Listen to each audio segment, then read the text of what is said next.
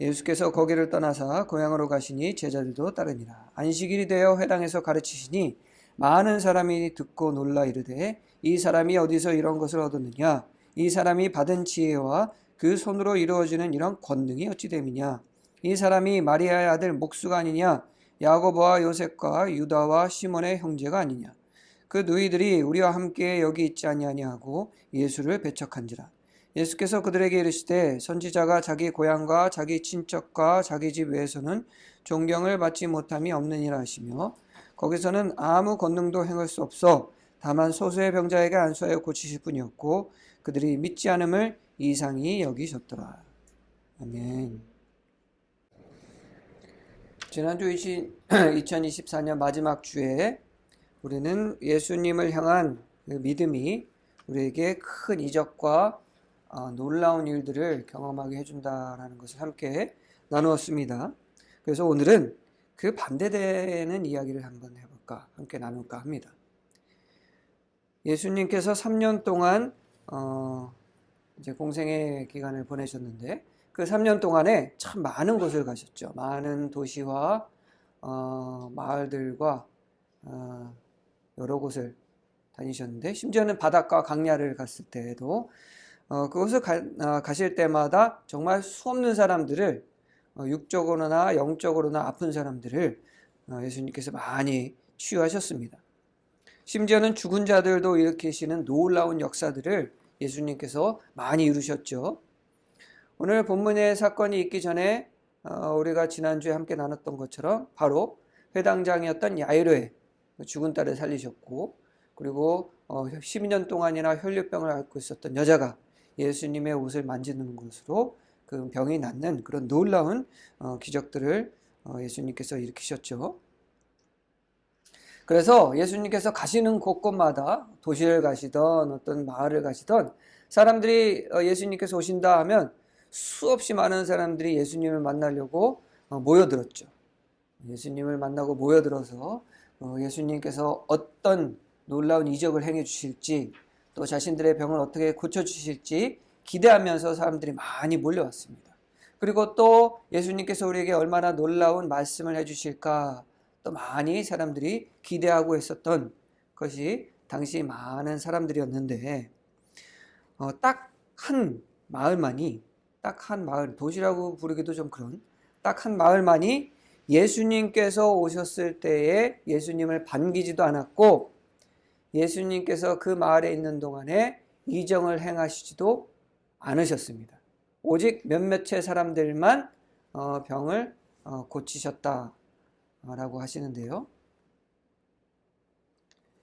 그런데 놀랍게도 그 마을이 어디냐? 오늘 본문에서 우리가 읽은 것처럼 바로 예수님의 고향이었던 나사렛입니다.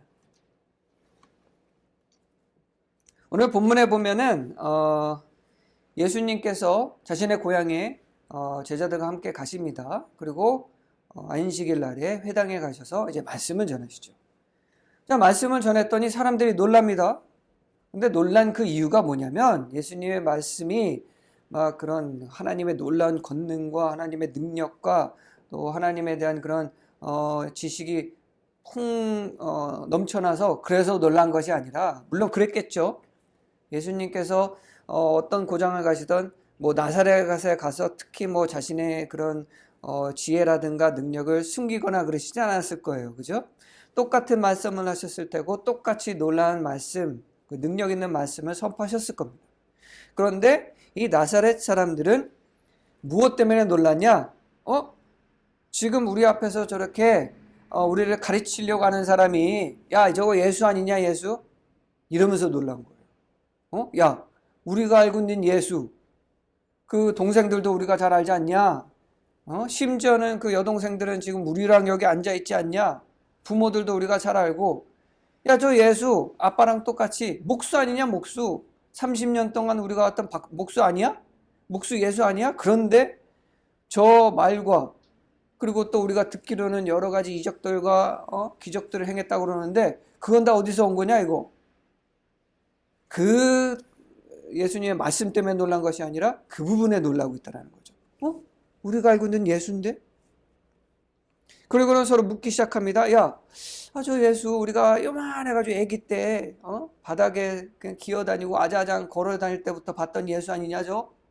그리고 커가지고 그냥 아버지 하던 그 목수일 30년 동안 우리 그 마을에서 목수일이나 하고 있던 그런 예수 아니냐? 조용히 그냥 그런데 지금 와가지고 우리 앞에서 저런 우리를 가리키겠다고 지금 우리 앞에서 설교를 하고 있네? 이런 말을 서로 하고 있다는 거죠. 이 나사렛 사람들은 예수님을 구세주로서 믿지를 않았습니다. 믿지 못한 게 아니라 믿지를 않았어요. 왜냐? 우리가 지금까지 기다렸던 메사야가 우리가 30년 동안 날마다 봐왔던 이 예수가 될 수는 없다라고 생각을 한 거죠. 왜냐하면 예수잖아요, 예수. 자기들이 매일마다 봤던 예수.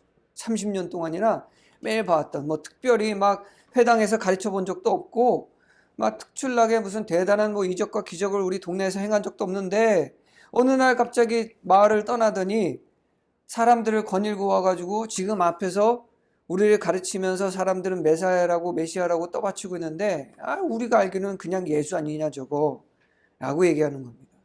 어떻게 메시아가 될 수가 있어?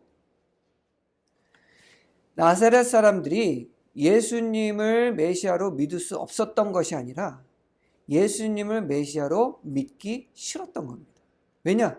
30년 동안 봤던 그냥 동네 아이거든요. 아이. 그냥 동네 청년이거든요. 무슨 얘기냐? 나사렛 사람들이 예수님을 메시아로 믿기 싫었던 이유는 예수님을 향한 편견이 있었기 때문입니다. 편견. 그리고 자신들 스스로에게도 자신들은 알지 못하지만 편견을 가지고 있었기 때문입니다. 무슨 얘기냐? 나사렛이라는 이 동네는요, 그때 당시 예수님이 계셨던 예수님이 생전에 예수님이 살아가실 때 그 나사렛은 인구수가 200에서 많아봐야 400 정도밖에 안 됐다고 합니다. 근데 마을에 200명이 있다고 쳐보세요. 마을 사람들 다 알죠, 그죠? 어디 상점을 가도 누군지 다 알 테고 그 상점 주인의 가족들 누군지 다 알 테고, 오늘 그 사람들이 예수님 보면서 그 아들들 이름 쭉 얘기하잖아요, 그지? 이름들 쭉 얘기하고 딸 얘기하고 부모가 누군지 다 알고 있듯이 200명 정도밖에 안 되는 그 작은 마을이었기 때문에 서로가 서로를 이미 잘 알고 있습니다. 그 정도로 작은 마을에 나사렛 사람들은 스스로 생각하기를 이렇게 작은 마을의 총구석에서 위대한 사람이 나올 수 없다라고 생각한 거예요. 자신들에게 그런 편견이 있었습니다. 그래서 예수님께서 메시아라는 얘기를 들었을 때, 야, 어떻게 우리 동네 같은 데서 메시아가 나올 수가 있냐 라고 얘기를 했던 것이 이유가 자신들에 대한 편견이 이미 있었던 겁니다. 그리고 어떤 편견이 있었냐? 메시아에 대한 그런 자신들의 편견이 어떤 편견이 있었냐면, 메시아라고 한다면 메시아 정도 되려면 좀 영향력 있는 가문, 다윗 가문 중에서도 좀 이렇게 큰 영향력 있는 가문이 있을 거 아니에요? 돈도 좀 많고 정치적으로도 종교적으로도 좀 존경받는 그런 가정에서 메시아가 나와야 사람들이 메시아라고 떠받고 또 우리가 알아보고 그러지. 아니, 우리처럼 조그만 동네에서, 그것도 목수 집안에서 어떻게 우리를 구원할 메시아가 나올 수 있냐. 메시아는 그 정도는 돼야지 라는 편견이 있었던 거예요. 뿐만 아니라 예수님을 향한 아주 지독한 편견이 있었습니다. 예수님을 보면서 지금 뭐라고 해요? 예수 아니냐? 무슨 얘기예요? 메시아가 될 수 없는 사람이라는 거예요. 왜? 30년 동안 뭘 하고 살았어요? 목수 일을 하고 살았습니다. 그때 당시 목수라는 직업은 크게 존경받는 직업은 아니에요. 돈은 그럭저럭 잘 버는 일이었습니다. 왜냐하면 목수가 없으면은 집이나 이런 것들을 수리할 수 없기 때문에 생활하는 데 굉장히 필수적인 직업이기는 해요. 하지만 존경받는 직업은 아닙니다. 예나 지금이나 몸쓰는 직업은 우리가 크게 존경을 받는 직업은 아니잖아요, 그죠? 많이 천대받는 직업이지 않습니까? 그렇기 때문에 목수인데, 뿐만 아니라 아까도 말씀드렸다시피 아기 때부터 봤잖아요. 아기 때부터 봤고, 예수님께서 크게 특출나게 그 마을 안에서도 특출나게 뛰어난 일을 하시지 않았을 겁니다. 왜냐? 예수님은 의도적으로 그렇게 하셨죠. 여러분 잘 알다시피 예수님께서 10대 때 예루살렘 성전에 가셨다가 갑자기 사라지셨죠. 3일 동안이나. 왜 그랬냐? 아버지의 집이기 때문에 예수님께는 너무나도 당연한 일이 있어요. 그런데 예수님께서 그때 뭘 결단하시냐? 부모들이 너무 놀란 거예요. 그죠? 와가지고 엄마 마리아가 화내죠. 너 왜 그랬냐 도대체 우리한테. 그때 예수님께서 비록 아버지 집에 내가 있는 게 뭐가 문제가 됩니까? 라고 얘기는 했으나 우리가 잘 알고 있다시피 그 뒤에는 집에 돌아가셔서 부모님께 공경하면서 부모의 말을 잘 들었다라고 나왔습니다. 무슨 얘기냐? 의도적으로 부모님께 효도하고 또 아버지가 하셨던 일을 잘 맡아서 30살 공생의 기간을 하기 전까지는 자기의 맡은 역할을 충실히 하신 거예요.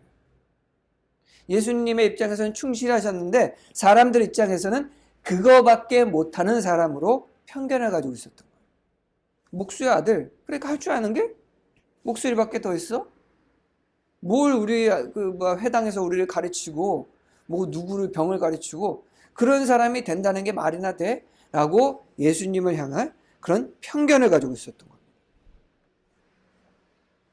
그래서 예수님을 바라볼 때 그리 중요하지 않은 사람. 왜? 30년 동안이나 그렇게 특출나게 중요한 역할을 한 적이 없으니까.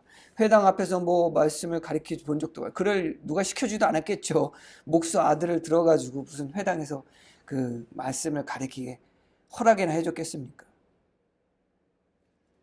자, 그들이 가지고 있었던 그들 자신과 예수님을 향해 가지고 있었던 이 편견이 진실을 보지 못하게 만드는 거예요.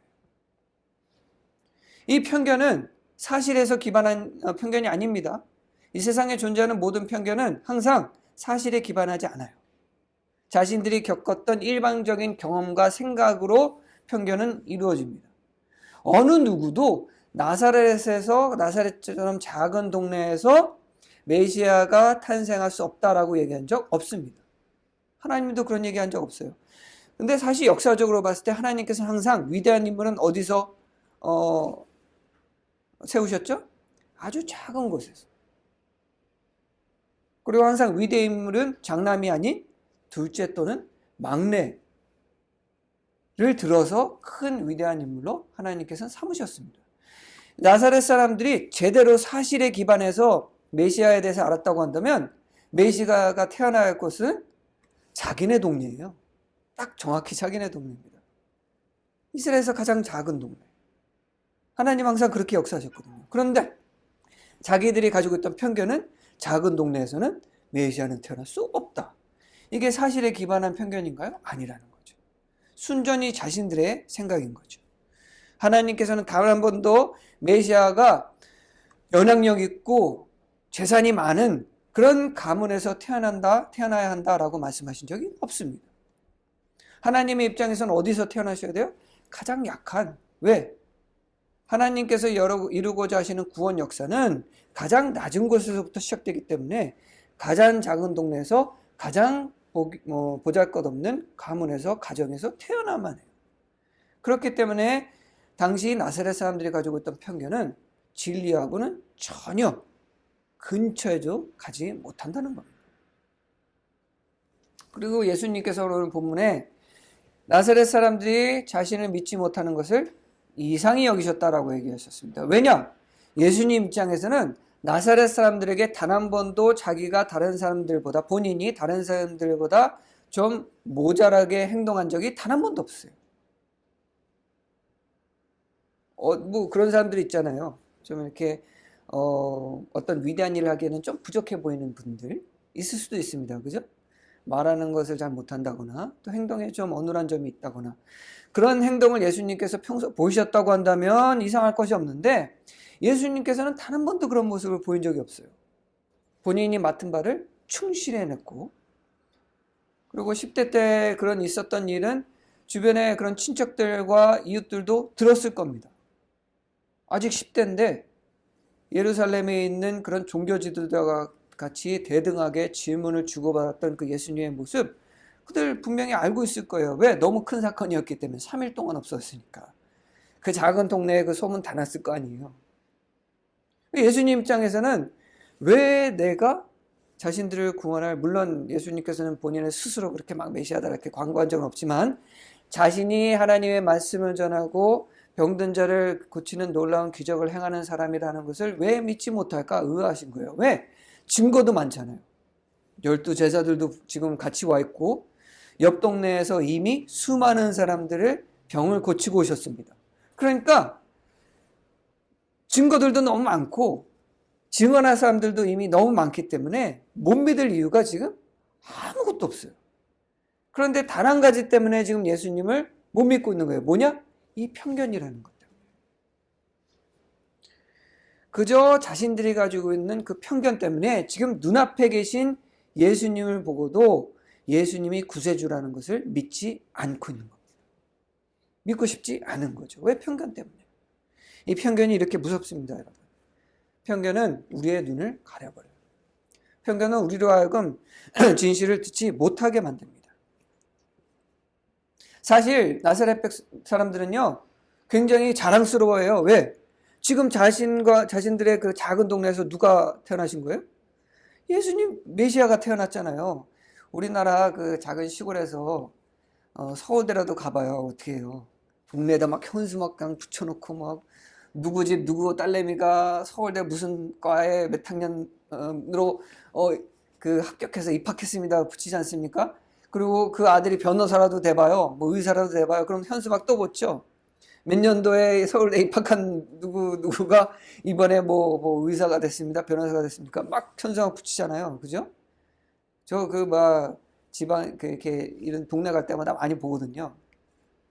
한 번에 이렇게 그 차를 타고 가는데 그 동네 근처도 아니라 그 동네에서 멀리 떨어진 사거리에 이렇게 크게 현수막이 붙은 거예요. 누구의 아들 누가 뭐 이번에 뭐 변호사가 됐다나 뭐 이렇게 붙어 있는 거. 근데 내가 그 사람이 누군지 어떻게 알아? 왜? 자랑하고 싶으니까. 사실 나사렛 사람들이 이렇게 자랑했어야 돼요. 야, 우리 동네에서 우리 백성들을 구원할 메시아가 태어나셨다. 그분이 바로 저분이다 라고 자랑해야 되는데 지금 눈앞에 그 메시아가 와 계시는데도 아니다. 응? 제가 어떻게 메시아가 돼? 심지어 마태복음에는 어떻게 기록이 됐냐면 예수님을 절벽에서 밀어서 떨어뜨리려고 했다 라고까지 기록이 되어 있습니다. 근데 뭐 예수님을 건드릴 수가 있습니까? 그러든 말든 예수님께서는 그냥 지나서 다른 마을로 가셨거든요. 이게 보면 참 놀랍지 않아요? 오히려 자신들과 30년이나 같이 있었는데 그리고 수많은 고을을 다니면서 많은 사람들을 살리시고 병을 고치셨는데 딱 자신들 앞에 나타났더니 야, 우리가 아는 예수니까 메시아가 될 수 없어. 이게 얼마나 비논리적이고 이게 얼마나 참 미련한 짓입니까? 다 이것이 무엇으로 비롯되냐? 편견에서 비롯된다는 거죠. 여러분들 모든 편견은 자신의 개인적인 생각에서 비롯됩니다. 진실에서 비롯되지 않아요. 그래서 우리는 이 부분을 굉장히 잊지 않고 항상 머리에 마음에 새겨야 되는데요. 하나님께서는요 역사하실 때 편견을 가지고 역사하시지 않습니다. 왜? 하나님은요 편견이 뭔지 모르세요. 왜냐? 하나님께서는 공의로운 하나님이십니다. 그렇기 때문에 누군가를 편견의 눈으로 바라보실 수가 없어요. 편견이란 단어는 우리에게만 존재합니다. 죄악된 우리 인간에게만 있는 거예요. 하나님께서는 모든 사람을 볼 때 공평하게 바라보십니다. 하나님의 입장에서는 인간에게 있어서 위아래 없어요. 누가 더 낫고 누가 더 못나고 이런 거 없습니다. 우리 인간에게만 있죠. 우리 인간은요 같은 민족임에도 불구하고 위아래를 둬요. 참 웃기지 않습니까? 우리나라가 단일 민족이라고 얘기를 하잖아요. 근데 사실 우리나라가 단일 민족입니까? 사실은 아니에요. 여러 피가 섞여 있지 않습니까? 우리 외모만 봐도 잘 알 수가 있어요. 우리가 가지고 있는 그 유전자 이렇게 해보면 전 세계 사람들 다 섞여 있습니다, 사실. 그런데 우리나라 사람들은 우리나라 민족은 단일 민족이라고 하면서 다른 외국인들에 대한 큰 편견을 가지고 있죠. 그렇지 않습니까?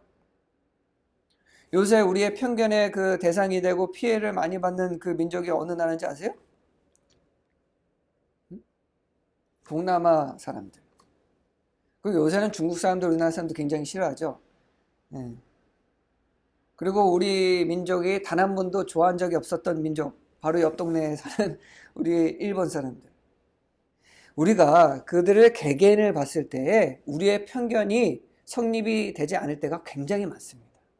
근데 우리는 가지고 있는 편견이 있어요. 근데 그 미국에 가면은 그 재밌는 얘기가 있어요. 미국 사람들이 보기에 아시아인들은요, 아시안들끼리도 이 계층이 있대요. 위아래가 있다고 합니다. 맨 밑에 누가 있는지 아세요? 필리핀 사람들. 미국에 사는 필리핀 사람들은요, 자기 스스로도, 자기네들 아시아에서는 조금 좀 열등하다고 생각을 한대요. 왜 그러냐 그러면 자기들도 모른대요. 그렇게 느낀대요. 왜? 아시아 사람들 그렇게 취급을 하니까 본인들도 그렇게 생각을 하는 거예요. 근데 상위권에 누가 있는지 아세요? 저기 위에 가면은 중국인이 있고요. 맨 위에 있는 게 누군지 아세요? 한국인입니다. 아시아인들 중에 자기들끼리 그 위아래를 두고 제일 위에서 제일 밑을 내려다보는 그 아시아인들이 누구냐? 한국 사람들이에요. 무슨 얘기냐? 아시아인들 중에서 가장 편견이 많은 민족이 우리나라 사람이랍니다. 미국 사람들이 보기엔 그렇다는 거예요. 내려다보고 편견 가지고. 사실 우리 편견 있잖아요. 우리 흑인들 볼 때 편견 가지고 있잖아요. 그죠? 너무 편견이 팽배하게 있다 보니까 이런 것도 있답니다. 외국인을 보면은 사람을 구분 못하는 것도 있어요. 인식을 못해요. 흑인은 다 똑같이 보이는 거예요. 백인은 다 똑같이 보이고. 왜? 흑인에 대한 이런 외형에 대한 편견이 사람을 한 사람, 개개인으로 보지 못하게 만드는 거예요. 이게 우리가 가지고 있는 편견이 사람도 구분 못하는 이상한 정신병까지 만들어낼 정도로 우리에게는 이런 지독한 편견이 있습니다. 그런데 오늘 본문에서 우리가 깨닫는 것처럼 우리에게 편견은 아무 도움이 되지 않습니다. 자, 나사렛 백성들이, 나사렛 마을 사람들이 예수님을 향한, 그리고 자신들이 가지고 있는 그 자신들에 대한 편견들에 대해서 얻을 수 있는 게 뭐가 있을까요? 아무것도 없어요. 아무것도 없어요. 단지 뭐만 있냐? 잃을 것만 있어요. 자, 실제로 많은 걸 잃었습니다. 왜? 예수님께서 고장에 가실 때마다, 오늘 마지막 본문에도 읽었지만 그 다음에 다른 마을 곳곳을 가시면서 뭘 하셨어요? 치유를 하셨어요. 자, 그럼 유일하게 이스라엘 마을 중에 사람들이 치유를 많이 못 받은 데가 어디입니까? 바로 고향 나사렛이에요. 이게 얼마나 답답한 일입니까? 그 고장에도 마을에도 많은 병든 사람들이 있었을 거 아니에요. 그런데 다른 이웃 마을들과 많은 도시들은 예수님께서 수없는 사람을 치료해 주셨는데 이 나사렛 마을만, 예수님의 그 마을만, 그 고향만 예수님을 믿지 않아서, 예수님을 거부해서 예수님께서 치유를 못 하셨어요. 예수님께서 능력이 없어서 그런 게 아니라 사람들이 믿기를 거부해서. 아니, 와야지 고칠 거 아닙니까? 오늘 본문에 보니까 몇몇 사람만 어떻게 안수해서 고치셨다고 했어요. 무슨 얘기냐? 아는 거예요, 사람들이. 와야지 고쳐주지.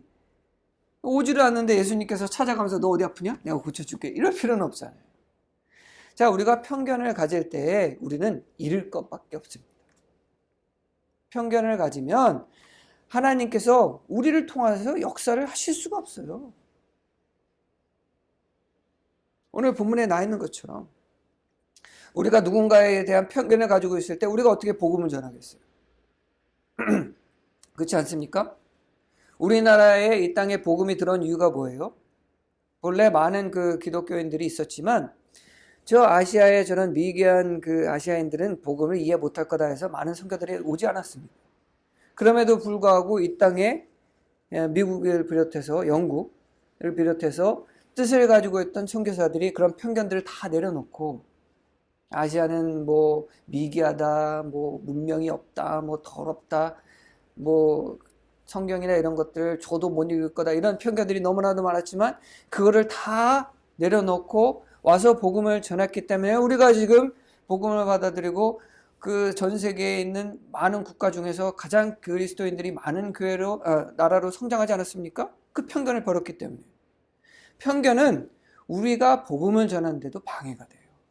편견은 우리가 복음을 받아들이는데도 방해가 되지만 편견은 우리가 하나님의 은혜를 전하는데도 우리에게 방해가 됩니다. 그렇기 때문에 우리는 편견이 절대로 있어서는 안 되는 겁니다.